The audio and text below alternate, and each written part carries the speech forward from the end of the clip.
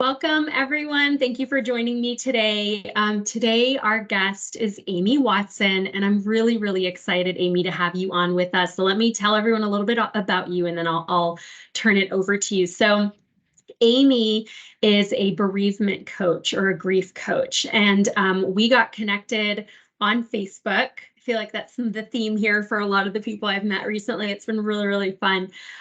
But you and I got to talking about specifically the work that you do with families, helping people work through grief and the impact that grief can have on a relationship, on the individual, on the marriage, kind of the whole thing. And it's such, when you first reached out in response to something I had posted and said that this is what you do, I had never really thought about this as an important thing to work on or to really speak on. But as you and I got to talk, and I realized like it's such a common struggle that people go through. And so I'm really excited about what we're going to talk about and everything that you have to share. So Amy, welcome. Thank you for being with me today.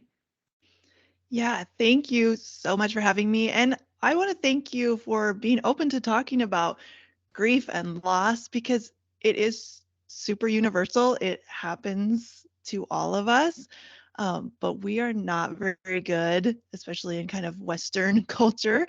We're not Mhm. good at talking about it. We don't know what to do. And it really does affect our relationships the most. And that's what I see a lot in my clients. It's like you have this terrible thing that happens and then it really impacts relationships, and that's like so devastating because that's when you need support and you want to feel supported and feel good. And so yeah, I just think it's so important to talk about.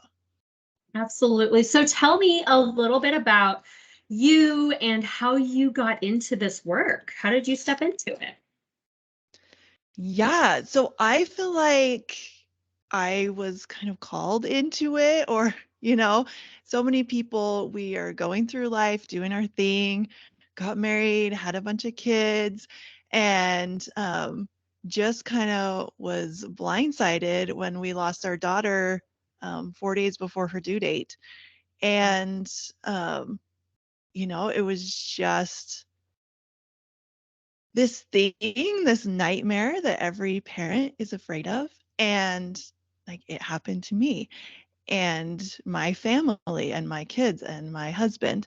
And I had to kind of figure out, well, what do I do now? And how do I survive? How do I keep breathing? At the beginning, it's like, how do I even just get up and keep going and take care of my kids and keep strong with my husband, because there are a lot of statistics out there which I really need to dive into where these come from, but there are a lot of statistics that are scary to people, that when you go through something like a death or a loss of a child, um, that can be really hard on a relationship. And so I just started kind of learning all the things and joining support groups and doing all sorts of work to figure this out, because I am that kind of personality. I'm like, if I can just learn all the things, then, I'll know what to do and I'll feel better. Um, and I think that's true for a lot of people. It's like it feels like so out of control when you have a loss in your life. You really want to control it. Unfortunately or fortunately, I think the answer really is we got to learn to just be okay with the fact that we can't control everything. But a lot of what I did as I was on this journey was serving others, helping others, sharing my story. And so organically, it just happened that people would say, Amy, my sister lost a baby. What do I do? How do I help her? Or they would say, Amy, my best friend from high school just lost a baby. Will you talk to her? And then I also was in charge of a charity where we would go into hospitals and we would help and we would be there when babies were stillborn or passed away. And we would make memories, because you have this little short window with this beautiful, beloved baby that didn't get to stay as long as we hoped. And so I would help them make handprints and footprints and take pictures and all kinds of things. And so when my children got a little bit older, I just decided, like, I really want to make this a thing. I want to help as many people as I can. So I started my business, coaching other people who have been through the loss of a baby, and started a podcast, and just really am here to help anybody who knows this pain, which is a unique kind of grief, but there's also so many universal grief truths that I think, if we can talk about them and learn about them, it makes the whole process easier. Like, it still sucks. It's, I'm not gonna like sugarcoat that. If you just learn about grief, it makes it easier. But I think grief can be really isolating. And again, even within like a partnership, you can feel really, really alone. So when we kind of understand the process and what it's like, then I think we can really cope a lot better. So that's kind of my journey. I mean, it's just been organic and it's been so fun. I mean, it sounds weird to say it's fun to talk about grief, but I just feel like I've done things since my daughter died that I would have never thought I could do. Um, because I just feel so strongly about helping others who have gone through really tough things. Yeah, yeah. As you were saying it, I was feeling a whole bunch of things, and I think that you're absolutely right. It's not something that we talk about. I think it makes people really uncomfortable. I think whether you've endured loss and grief, if you're on that side of it, you don't know how to talk about it. You don't know how to explain it to someone that doesn't understand it. And then if you're on the receiving end of that you've never experienced it, you don't know how to listen right. You don't know how to comfort. Some people are just naturally good at being comforting and saying the right things, but I think generally speaking, it's very uncomfortable for people because they don't know what to do. They don't know what to say. And so it kind of leads back to what you were saying about it being isolating. Is it really, as a person who goes through grief and loss of some, especially of a child, of a baby, that is just, there's nothing that compares to that. And you being able to step into some people's lives who are impacted by that loss and being able to talk to them through your own story, knowing that no two people experience it the same way, but just being able to speak from a place of some familiarity with that trauma and that loss, that's so incredible. Like, even just you talking about being able to go into the hospitals and creating memories and handprints and footprints, like, it's so special that you were able to do that. And it is, I mean, it's something that, that the individual loss and then the relationship loss, I mean, there are just so many layers to that. So tell us a little bit about just kind of what's that experience working with someone who's endured a loss. Like, you've been through it yourself, but then when you started talking with people, did you find that there were a lot of similarities and themes among people who had lost a child? Yeah, I think the biggest thing that I see, especially for couples, is this idea that we have in our heads that this person is the only other person who understands exactly what I've been through because we both lost our child together. But so many times we grieve differently, we react differently, we so there's kind of this expectation and then it isn't met. And so I think that's the hardest part on a relationship. And stereotypically, like if you have a male and a female partnership, they, maybe the woman wants to talk it out, or she wants to cry more, she wants to like do things for the baby, or um maybe she likes visiting the cemetery and he doesn't, and he doesn't want to talk about it, and he's throwing himself into work, or he's just trying to stay busy. um, or even a lot of times the partner doesn't get much support. It's always like, how's she doing, how's the mom, how's and they can feel really left out. And so really what happens is we kind of set ourselves up for failure because we have this expectation that this person who's gone through this really hard thing with me should be my everything, should be my support, should be able to know how to take care of me. And often, like in the early days, there are things we can do. You can like, the casseroles are coming and there's decisions to be made, and we're kind of like doing all of that. But pretty soon after, it can feel, again, really like you're not on the same page. Um, you're feeling really frustrated and resentful towards each other. Maybe one partner's feeling helpless, like they just want the other one to feel better. Mhm. I think that's where we as friends and family member too get caught up. It's like we just want the other person to feel better because it's like so hard to watch people suffer. Um, and so, you have this thing where like one's trying to fix everything and one just wants to like be sad and grieve and like, and yeah, it just can really get feeling stuck really fast. And so that's where I always say, a lot of times, if we can just drop that part where we think our partner should be our one and only everything, Mhm. um, it's a lot easier. Like, get a therapist, get a Mhm. coach, find friends, find a support group, right? Because it's so much pressure on the relationship. You're both grieving. You both don't know, you're both emotional and you're exhausted and you've got all of life still on your plate. Mhm. That's something I remember really after our daughter died. I was like, the weirdest thing is like, we thought life was going to change. I thought I was going to have 5 kids and all this stuff. And then it's like, it just didn't change. Mhm. And that was the hardest thing, was like, but everything changed, and how do we navigate this? Um, and we also went through some other roller coasters. Like I got pregnant soon after that loss. That was really, really difficult, really scary. And then we had another loss. And then we had another pregnancy that was high risk. Um, so there was a lot there.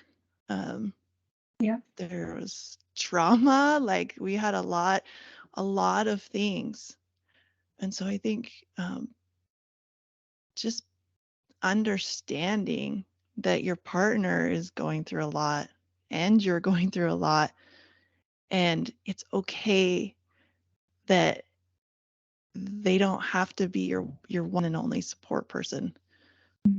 Yeah. And there's a lot of, I imagine, a lot of guilt about lots of things, when whether it's, and one thing I know you do when you work with people is that you help them understand what that stuck feeling is, right? Like what part of the loss, aside from just the obvious part, right? But what is the like the personal guilt, whether it's, feeling stuck or feeling guilty about, especially from mom's perspective, the body failing them, if there was a pregnancy loss, or if it's later, what could we have done different? What other treatments could we have gotten? Like there's so much of this, what could we have done? And so I know you help people navigate that. But when we're talking about a couple together trying to navigate grief, like you said, they grieve differently. There's this expectation that we put on ourselves that we should be able to help our spouse because we are their person. But then there's this, I should be able to help myself. And I don't even know how to help myself. How am I supposed to help my significant other? But I do think, to your point earlier, and this could be completely wrong. This is more your wheelhouse. I do think that, in my observation, there is more, whether it's perceived pressure or actual pressure on the spouse to somehow help the mom that lost the baby. I don't know why. I think it's just part of it, especially if it, like you said, if it's a male-female relationship, it's kind of a gender role. Like the guy is supposed to be the stronger of the two, is supposed to help the mom, the wife grieve. And a lot of the times that's not fair. Always, like, you're supposed to support each other, but no one knows what to do in these situations. There is no handbook. And one thing you said earlier that stood out to me is that at first you get a lot of support, but over time that dwindles. Like I think people just get to a point where they expect that you're just going to be okay and you don't need that external support. but you're never okay. It completely changes your life forever. You learn to live with it. You become someone that lives with grief, right? I don't think you just never go back to who you were before, that's for sure. And then you just always carry this loss with you. It may not impact you every day the same way it did at first, but it will impact you forever. And so talk a little about like what kind of how do you see that long-term impact? Obviously, I think it's different for a lot of people, but I believe that you live with grief. Is that what do you think? Like short-sighted in seeing it that way? No, I think you're correct. And I think that's another place where we get stuck is we think I have to get rid of this grief. Like grief is terrible and it feels awful and we don't like it and we don't like anyone we love to feel grief and we don't want to feel grief and we don't want to be sad or whatever. And so we spend a lot of energy, number one, thinking we're grieving wrong because we're Mm-hmm. still struggling. Like we have this idea in our head of how long it should take. In my particular case where I talk a lot about pregnancy loss, it's like, well, if you were only this many weeks pregnant, then you should only be this sad. And sometimes people really don't understand. And again, in a relationship, it's like maybe you were barely pregnant and your partner hadn't attached the same way that you did. So Yeah. they're kind of having a different experience. But yeah, I think, oh, tell me the question again. Yeah, you're good. I was thinking about living with grief Okay. and if that's accurate. Yeah. So as we go on, um, we need to learn, and this is something I really say is like, we need to learn to make grief our best friend. Mm-hmm. And we need to be our own best friend because we're so hard on ourselves and we're so Mm-hmm. judgmental and we think we're doing it wrong. But Yeah. you are going to carry that grief. And I personally think, like a lot of people in the early stages will be like, is it ever going to get better? I think it does get better. Mm-hmm. Like it has been 10 years since my daughter died. I have done a ton of work. It's not just Yeah. time, right? It's got to Yeah. be, you got to Go put for in the it. work. Mm-hmm. But yeah, like life is good. Yeah. I recognize my grief. I know my grief. I've made friends with my grief. And it's not upsetting to me anymore, especially the way it was when you feel like your whole heart's ripped out, right? And Mm-hmm. everything just hurts. Um, so when we can bring the grief close, when we can learn about it, when we can understand it, um, when we can realize, because something I recently just heard someone say was, I thought I was doing so good. And then I just like was crying for this week. And it's like, that is grief. Like, that's normal. Of Mm-hmm. course. Like, I remember the year my daughter would have been in kindergarten. Um, it'd be like, oh, well, it's been 5 years. Like, why am I so sad? And it's like, because that's a big milestone. Yeah. Of Yep. course, it's going to bring up emotions. Of course, your body remembers, like, your heart remembers. And, and so you just be kind to yourself. So once I figured out what was happening, I Mm-hmm. just was like, okay, I'm just sad because I keep getting these reminders about kindergarten registration. Um, Mm-hmm. and like in that case, I let myself feel my feelings. I bought my daughter, who isn't with us, a little backpack because that's what I did for all my kids. We got the little, I think it's like the LL Bean monogrammed, that was like a tradition I had done. And I was like, I'm just going to buy her a backpack. And I went online and I found this perfect little butterfly backpack, and butterflies is one of her symbols. Yeah. Um, and I was like, it's perfect. And I love that. so it's really about learning to care for yourself, learning to care for your grief, um, and then being understanding, like I said, that other people have different processes, other people have different ways they deal with it, and that's okay because there's no Mhm. right way to do it. Yep. I love that. I love the kind of the honoring the memory, by having traditions. Because I think a lot of people who go through grief, who are trying to figure out how to live with it or incorporate it into their lives, they don't feel like there's something wrong with them for doing these things. Like I was talking to someone recently who still does certain, traditional things on, certain times of the year to honor their child. And there's this perception that like other people are going to think I haven't moved on or that. And I'm like, no, like you're supposed to do this. It would be so unfair to expect you to be okay forever, like to just move on or whatever that means. Like it's not possible. It is the same way that a good thing that happens changes you. When a bad thing happens, it changes you. And there's no timeline on when we're supposed to be okay. And honestly, we're never normal, because whatever normal means, there's no such thing as normal. And I think we try to apply, this is what people want from us. Therefore, if I'm not hitting that mark, then I'm not normal. It's like everyone's crazy, trust me. But like there's no such thing as you should be grieving a certain way or you should move on a certain way. And the timeline thing I hear a lot, the way I should be grieving, I hear a lot. And so it's great to hear you say that. And I think that just remembering that we are human and that we attach our, like whether it's an early pregnancy, late in pregnancy, and then shifting completely into post-pregnancy. I mean, anytime you endure the loss of a child, that affects the relationship in ways that anyone who hasn't experienced that cannot relate. But then if you even step outside of that and we talk about like a separate loss, like let's say someone in the marriage loses a parent. So now this loss impacts the family, but it impacts this one person who lost their parent differently than it impacts their spouse. There could have been a very, very close relationship between the spouse and the in-law, but ultimately there could just be a degree of separation there. And so, and I mean, I think if I'm remembering your kind of focus, you work mostly with couples who've lost a child. Do you feel like in your experiences that the same type of dynamic exists when someone loses a person in their family that the other spouse can't relate? Like, does it look different if they haven't shared this loss? Or do you feel like the dynamic of the couple needing to figure out how to support each other exists regardless? I don't know if that question made sense. I threw a whole lot at you. No, yeah, I think, like I said, there's some universal truths about grief.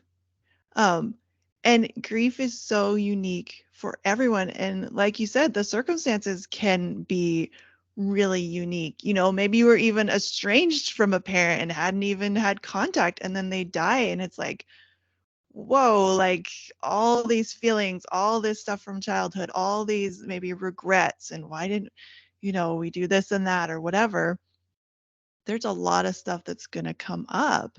Yeah. And your partner is often the person that's going to be hearing a lot of that or, Mhm. seeing a lot of that as you try to process it. So I think, yeah, absolutely. It really stretches us. And that's the Mhm. thing about life is we kind of have this idea that it should just be smooth sailing, we should be happy and supportive and like that everything should be good. And that's what makes, a good relationship. But I think I love this quote that says, like, a smooth sea never made a skilled sailor. Um, Mhm. this is going to happen to all of us. We are going to have losses, like whether it's a job loss or, a death or any kind of loss. Sometimes it's infertility, right? It's the loss of the dream of having children can be really difficult on a relationship. Mhm. But I think it can also give us an opportunity to grow, to get better at communicating, to get better at listening. Because you were saying before earlier that, we want to say the right thing, we want to know what to do. And I would say that sometimes the really, really best thing we can do is just be there, listen. I think you probably have used the term like holding space. Mhm. It's a lot harder than people think it is. But honestly, it is so, so helpful when somebody's going through something hard, Yeah. and maybe we don't understand, right? But Mhm. can we be that soft place? Um, can we just be supportive without needing to fix it? So I would say in the case of like, if it is a, maybe a loss that's more specific to one partner or is affecting one partner more than the other, it's okay if you don't understand. Mhm. It's okay if you feel different, but like, can you just let them have their feelings, let them Yeah. have their experience? Mhm. Um, you don't need to put your input, like your opinion. Yeah. You don't have to fix it. You just love them. And because, like, being a human is messy, Mhm. Yeah. and grief is messy. And, like, you kind of got to just get in the dirt together, though. Yeah. And one thing that you said stood out to me too, that, we're all going to go through it. And I think that that is a very complicated statement because while everyone knows that, it's something we try to not think about, and we don't want to like focus on it because it can be so anxiety provoking. A lot of people have death anxiety where they're scared of losing someone that's close to them, or maybe they're scared of their own immortality and like they're scared of dying. But ultimately, I think as a society, we would be so much healthier if we just understood that it doesn't have to be this thing to run away from. Yeah, no one wants to go through it. No one wants to lose someone, but running away from it and not giving ourselves time to just acknowledge that we are allowed to struggle if we lose someone, then I think we would just be more prepared for when that does happen. There's nothing to fully prepare you, right? There's even if you lose someone who's been sick for years and you knew on some level they were going to pass away, but like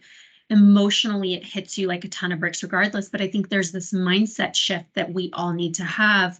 And maybe this is not fair, but it's just where my head goes. Like, we all just need to know that it's coming so cherished. Like, I choose to look at it as like, how do I make the most of every relationship that I have and take my fear of losing the most important people to me and turn it into valuing the relationships, cherishing the relationships, because you just never know.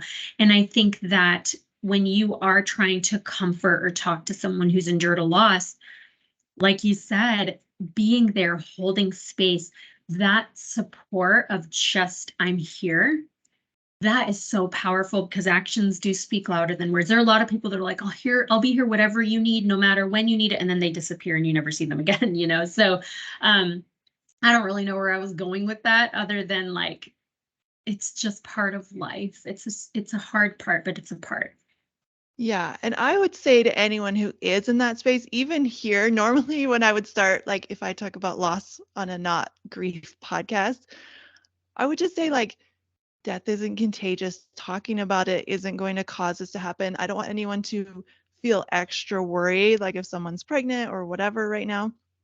But I think when we can say, like, this does happen, if it does happen to you, you're not alone and you can survive it. And that's what I think where that fear, that anxiety, if we're afraid of losing the people around us, it's really that we doubt our own ability to handle it, right? We doubt our own ability to Mhm. feel those big feelings, to keep on going, to be able to deal with that. And then if we're afraid of our own death, it's like we doubt that our family or we just don't want our family to suffer, right? We know that Yeah. they'd be really sad and it feels very out of control. So I think what helps a lot and what I do a lot with my clients is bringing it back to what we can control, which is us.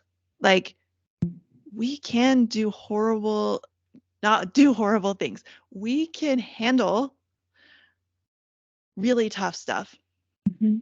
right? And handling it sometimes looks like total breakdown, or it looks like, people are drinking too much, or they're like just completely checked out, or they're, really, really struggling.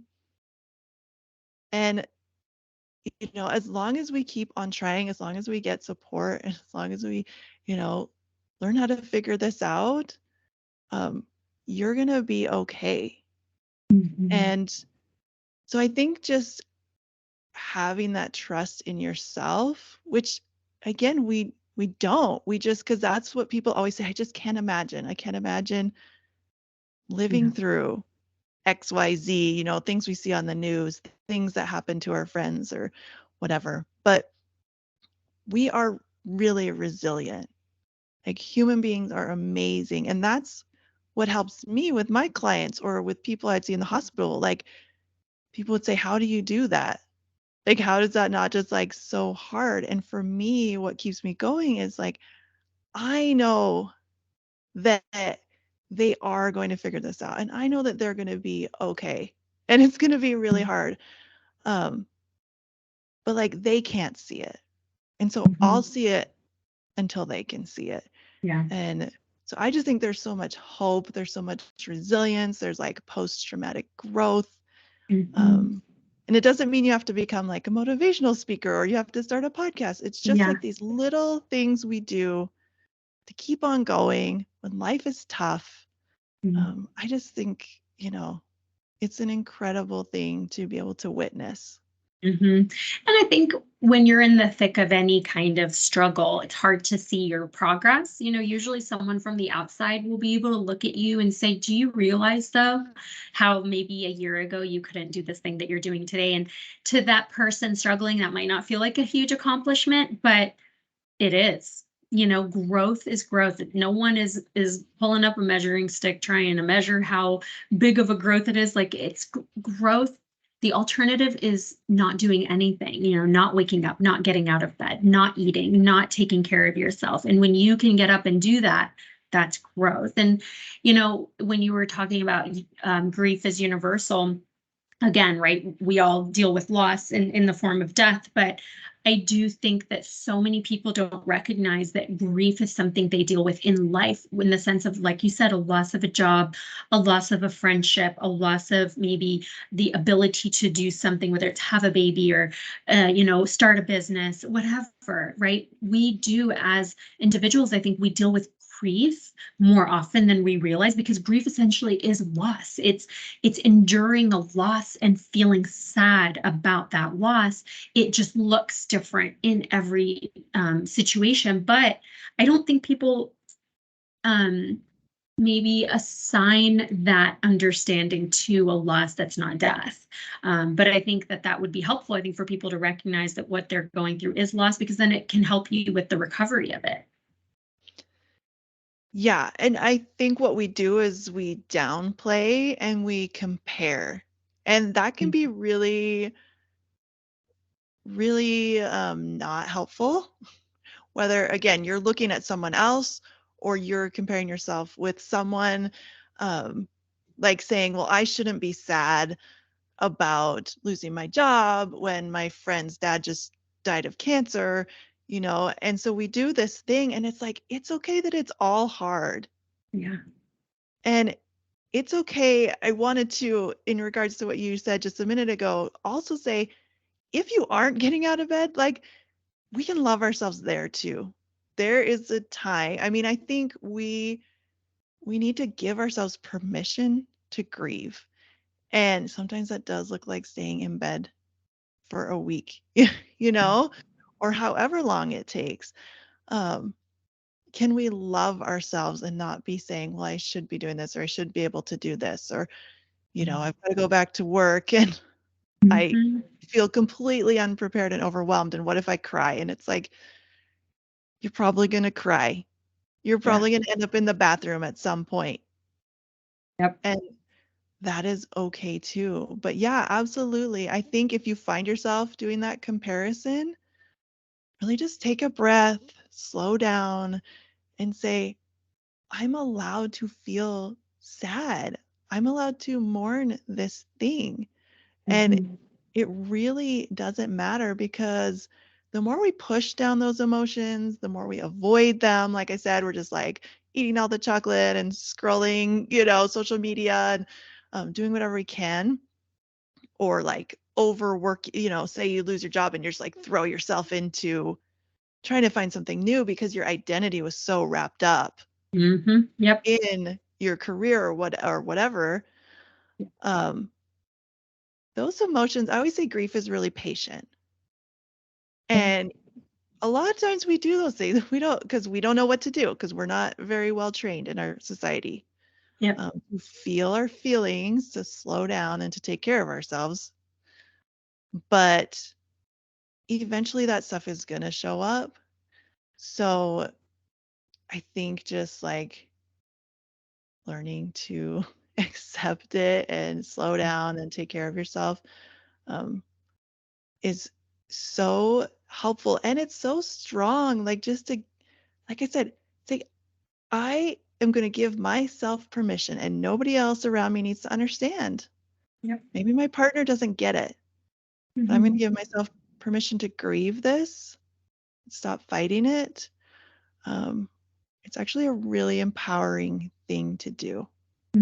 Yeah, accepting it and incorporating it is just so much healthier than fighting it.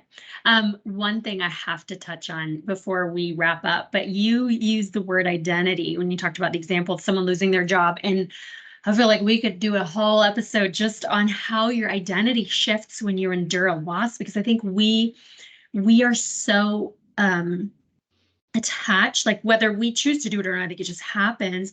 We attach our roles and our relationships to our identity, right?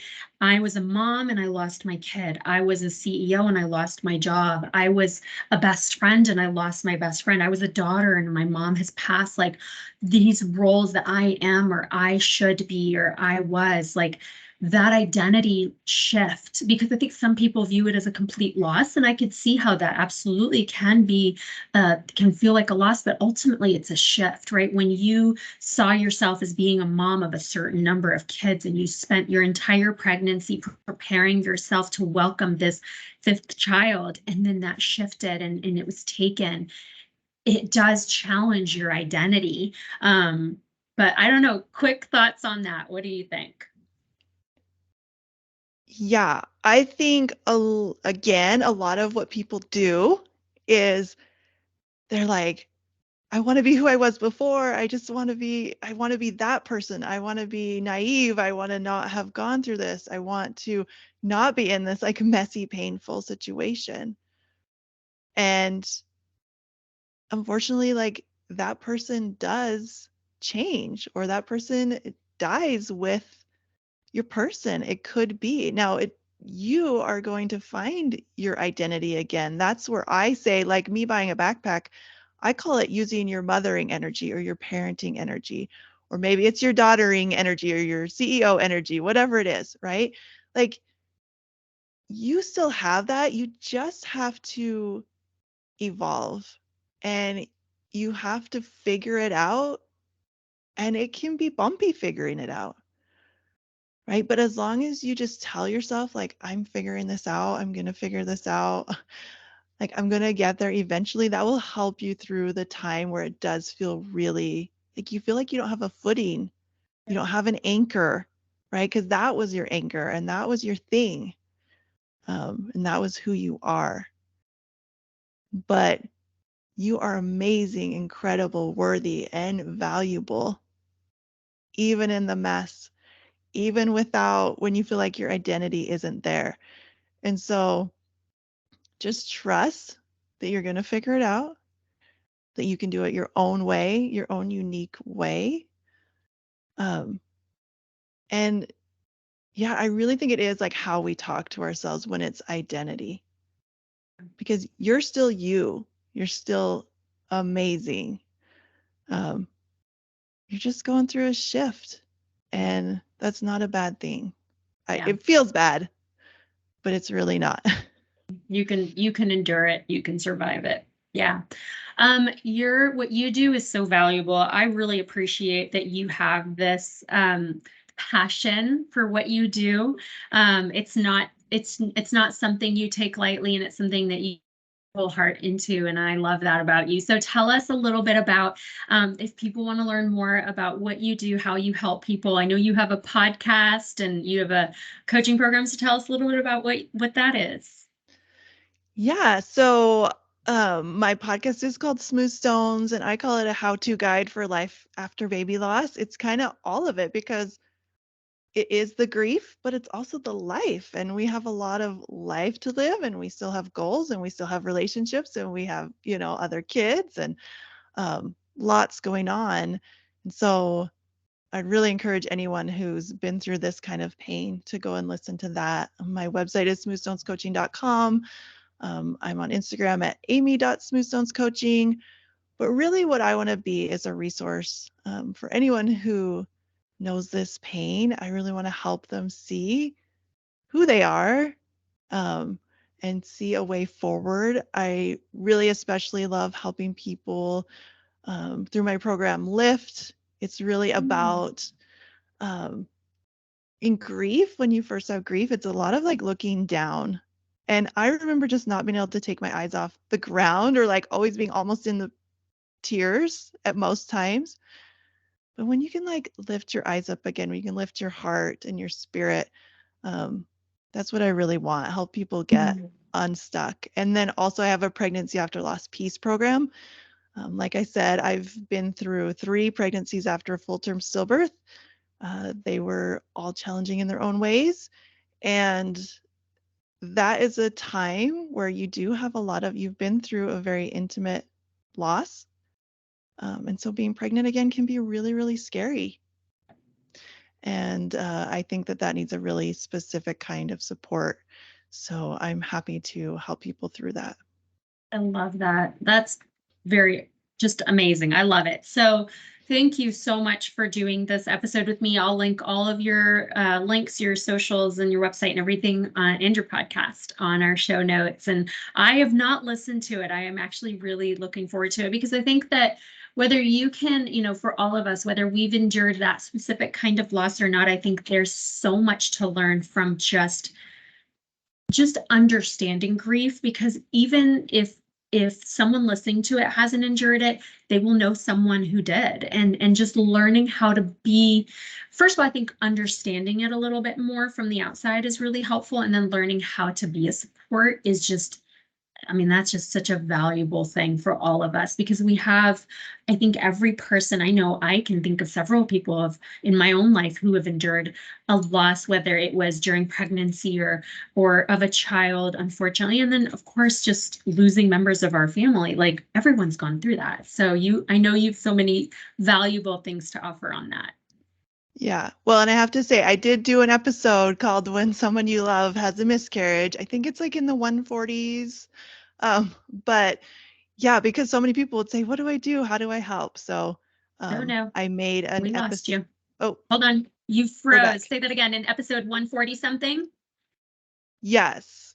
Somewhere around the 140s. It's called When Someone You Love Has a Miscarriage. But Got it's it. really helpful for people who want to support someone who has been through a loss. And then I do have also, like, I had an amazing home organizer lady, and we talked a lot about, like, what if you do have to go through your parents' house, and what do you keep? And, there's a lot of episodes that are for whoever. Love it. That's awesome. Amy, thank you. This was so great. I really appreciate it. I have a feeling we're going to have more to talk about. I'm going to have to get you back on here soon, but thank you again. And I look forward to seeing you soon. Yeah, thank you so much. Take care.